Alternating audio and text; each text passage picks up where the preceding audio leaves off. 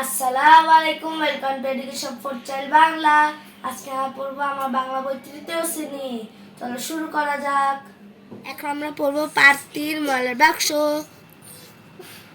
বুঝলে হারুন, এ আমার নাতনি বেড়াতে এসেছে। কি নাম তোমার? আমার নাম রেবা। রেবা, তুমি কি আমার দোকান থেকে কিছু নিতে চাও?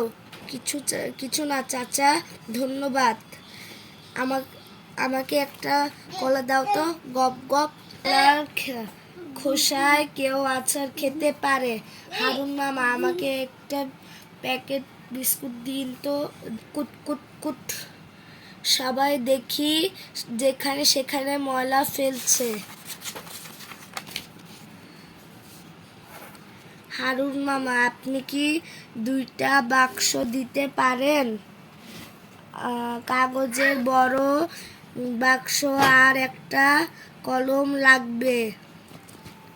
এই বাক্সে কলার খোসা ফেলতে হবে আর এই বাক্সে অন্য ময়লা ফেলতে হবে।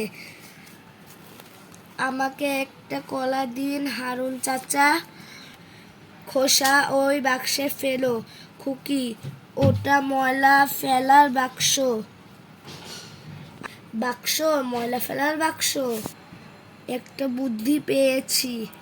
খানিক পর খাও। দারুণ কাজ হয়েছে। আপনার দোকানের সামনে আর নোংরা হবে না। অনুশীলনী 1, মিল করি এবং যেখানে সেখানে থুতু ফেলবো না। রাস্তার এক পাশ দিয়ে হাঁটবো। বেঞ্চে বা টেবিলে লিখবো না।